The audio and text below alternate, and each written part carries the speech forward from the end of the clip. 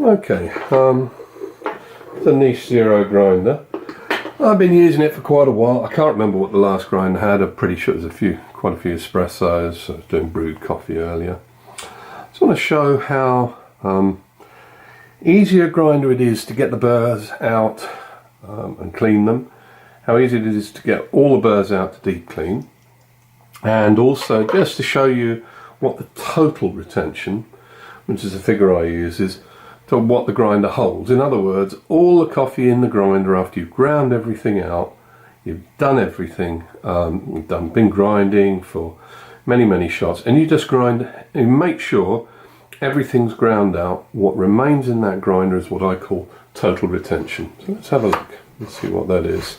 I'm going to take off the adjustment ring, which is infinitely adjustable. It can be made as coarse or as fine as you want. I'm just going to put that out of the way.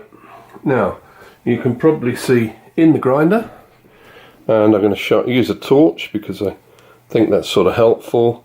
You can see in the grinder there what's going on. A little bit of coffee trapped in the burrs. So I'm going to whip the top burr out and brush any grinds back into the grinder because I want to weigh all this. So the top burr comes out with the fingers like that, and I really want to brush that clean. I use a tiny set of brushes. We're going to brush that clean into the chamber. So all the coffee from the top burr in the breaker zone into the chamber there. There we go. You obviously get some big bits. And I'm going to try and get the coffee out of these screw holes. Now, this coffee in the screw holes is stuck there. It doesn't exchange. Each time you grind, this doesn't get replaced with fresh coffee. It just fills it up and sticks there. And it's the reason why in the first couple of grinds out of a grinder like this, you won't get out what you put in. You'll lose a bit of coffee because it'll go into filling these voids. So let's carefully get this out. Anything there, perhaps. Into the chamber. Okay. Now the grind pot was completely empty, as it would be, so that's it. That's all the coffee I can get out of there. Put the burrs down. The next thing I do, use my little brush, brush off this top screw. Now remember, I'm not cleaning. I'm showing you here how you can assess retention on a grinder, okay, and how you should do it. You brush the top burr out on top of the sweep arms, and you make sure that burr is clean as you can. Then we're going to pop it off. Now obviously the process for disassembling the grinder is really quick and doesn't take very long at all, which is one of the great things because grinders should be cleaned much more often than people do. Now let's get this burr off. As you can see, it's a no effort process. It's just a 10mm socket on the end of a screwdriver here. That comes off. And now we can look into the burr chamber.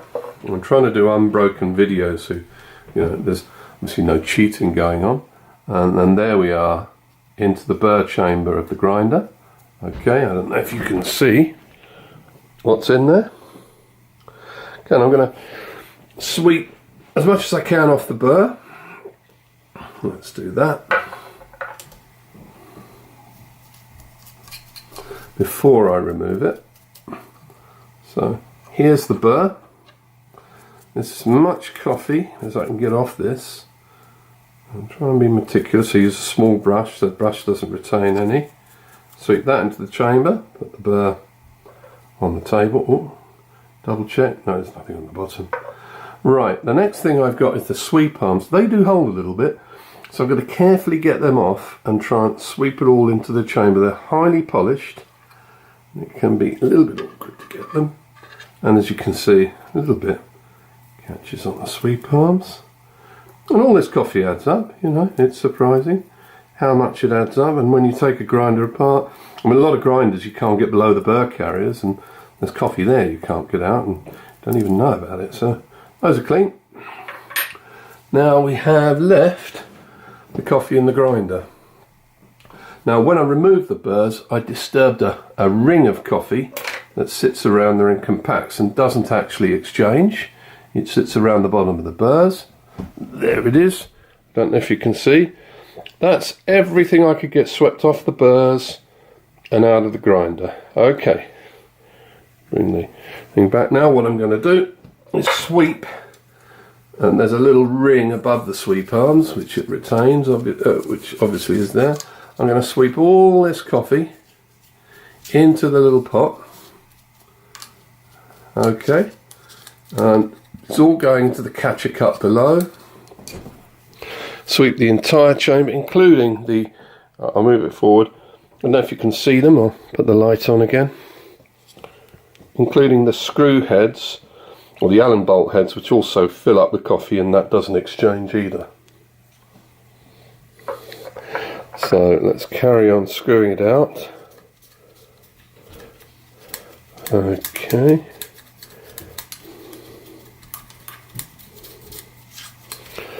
So we're satisfied. I'll get everything out of the chamber, and then I want to get the brush down into the tube. And this tube here, give it some taps. Doesn't actually hold anything, as it's an advanced polymer, as is the other parts of the grinder, so they're very, very slippery and seem to suppress static, so they don't really hold anything. Now I think I've got that chamber. Yeah, I think that's pretty much completely clean, as far as I can. There we go. That's pretty much as clean as I can get it. I'm going to shine a torch in there, let you see. In fact, there's a little bit at the back I've just seen with the torch. Let's get that. Okay. So that grind chamber is now completely clean of coffee, and we're going to weigh what came out of the grinder. I'm not going to turn the video off so you can see that I'm not adjusting anything. What I need to do is actually turn on the scales. Okay, and I'm going to tear them out. Well, they're zeroed. I don't know if you can see that, but I'm going to try and zoom in on just the scales for you. Now my eyes aren't so good these days. I'm going to move the grinder slightly, and hopefully, yes, you can see the number on the scales. It's all zeroed out. Now I'm going to tap the grinder, take this pot. Here's the pot, here's the retained coffee. This is total retention, and I'm going to tip it into the zeroed out scales, and that's everything I could get out of that grinder. It had been grinding and grinding and grinding, and as you can see, is 0.4 grams. I haven't cut the video in any way. I bought in a grinder. You have to take my word for it that the grinder's just been used. I haven't opened it or specially cleaned it or anything like that. I wouldn't be that deceptive. The maximum I've got out of it, because I've done lots of different coffees in it, the maximum I've had has been about 0.67 grams. So, or 0.65-ish. That's the most I've had. Normally it comes out about this. So I sort of feel in the review I'm going to have to say retention max. Say 0.7 to be absolutely sure. But you've just seen here me open up a grinder that's been grinding, and out it comes at 0.42. I brushed everything, the burrs, whatever. There's nothing in the tube. I can stick my finger up the tube, which you probably couldn't see. Well, let's turn it around. I can zoom out again.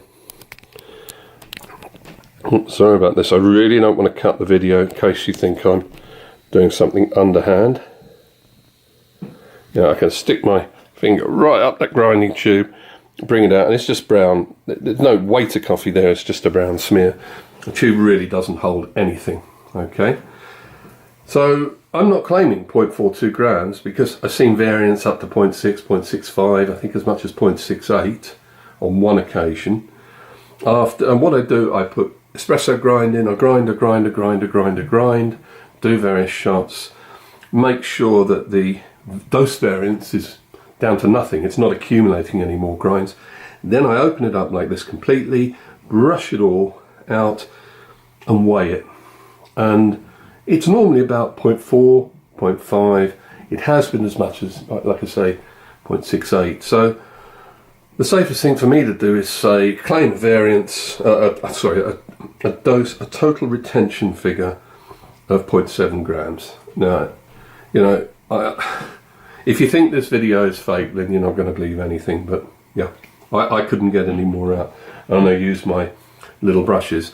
Now, the other thing that people don't seem to believe is the dose variance each time you grind, which is very, very small. Very small indeed. So I'm going to sit here. I'm going to have to do 2 or 3 shots, make sure this grind, because obviously there's total retention, what a grinder can hold. After you've ground out the beans, you've done your dose, there shouldn't be anything left. It's what a grinder hangs on to. Part of that retained coffee, the 0.4 grams, is going to come out in your next grind, and part won't. And I've measured that as well, so I know 0.3 grams of it most comes out in your next grind. I think it's 0.3. It's in the review. That's been measured. I found a way that I could accurately measure it. And the dose variance obviously can only be a maximum of the exchange value, because whatever portion of this 0.4 grams is exchanged can only really make up the dose variance, because the retention doesn't really change that much in use with a particular coffee. Anyway, I'm going to pop this together. I'll keep the video on while I do it. You've seen it cleaned out, and I'm going to start grinding. Wastes a bit of coffee, which is a little bit unfortunate, and we're going to have a look at the dose variance. So I don't know why I've got the ring. Let's put everything back together. Now, I've not cleaned it particularly shiny. I should really get an e-cloth and make sure it's shiny, because the oils in my fingers would have an effect. But let's not bother. I can't be bothered. I'm going to break the video to do that. Let's put this back on. Okay, so that locates in a little pip in the sweeper arms. Let's put this clip back on. There's a keyway. We line up, and when that keyway is lined up, this little doohickey will sit right in the top of the burr. Put the screw on. I always start it by hand. I nip it up, and then let's nip it up. How I do it, I turn it until the burrs begin to turn. Now I hold the burr and I give it just a little tweak. No need to jam screwdrivers in or anything like that. Take the top burr, get him on, slide him in.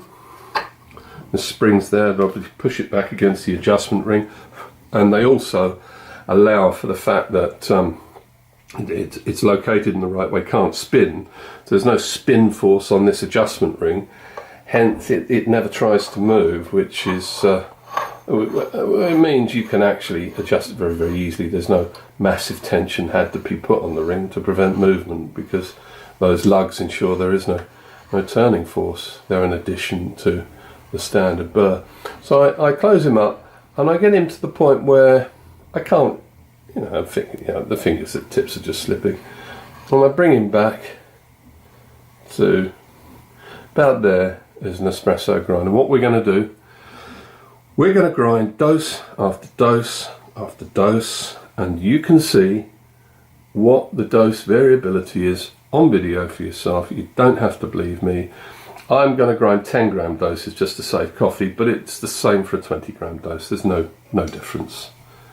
Okay, I'm going to stop the video now.